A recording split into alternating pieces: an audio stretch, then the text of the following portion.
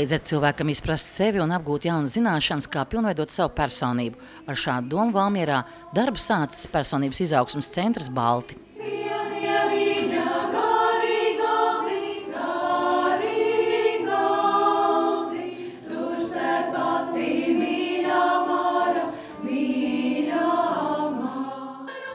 Šī centra izveidi īstenojas salona Līga īpašniece Līga Aizsila, savā ikdienas darbā vērojot to, ka cilvēki galvenokārt redz problēmas, bet neredz risinājumus, kas bieži vien izrādās nav tālu jāmeklē, bet rodams sevī savā attieksmē pret dzīvi, tātad izprotot un pilnveidojot sevi. Cilvēki ir apsēsti vienkārši ar to naudas traukšanas garu, strādāšanu 5 dienas nedēļā, 6 dienas svētdienu, varbūt atpūta, citi pat strādā 7 dienas nedēļā, bet par ko viņi aizmirst par sevi.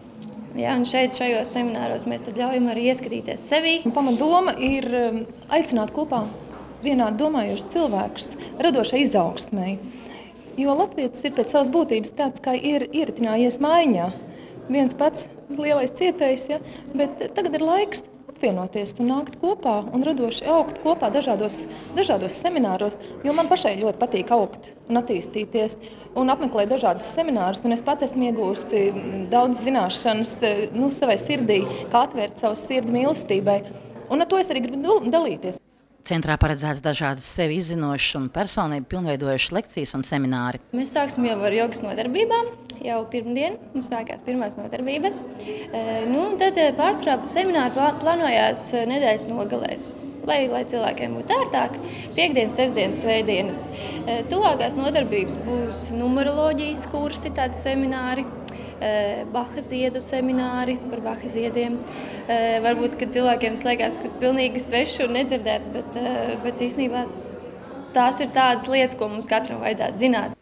Drīzumā te būs lektors, kas stāstīs par baltu zīmēm. Maija sākumā viesosies arī ajurvedas ārsts no Indijas, un būs arī mākslas un dejas terapija. Man ir doma tāda tā kā alternatīva dziedināšana, lai bez medikamentiem, dziedināšana bez medikamentiem. Vai to vispār var? Jā, ar dzīves prieku, jo ir pierādīts, ka prieks maina bioķīmiskos procesus mūsu organismā. Ja, ka smieklu terapija, es gribu šeit arī smieklu terapiju, kur cilvēki var vienkārši smieties. Pirmkārt, saprast sevi. Pirmkārt, jo ikdienā mēs pat nenojaušam, kāpēc es uztveru lietas tā, kā es uztveru.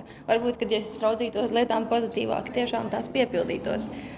Šeit ir runa par pozitīvošanu domāšanu, ja, bet tas ir visās lietās, kur mēs ejam, kur mēs kaut ko darām un kustamies. Galvenais, lai mēs varētu dzīvespriecīgi pavadīt šo dzīvi, un tas ir iespējams.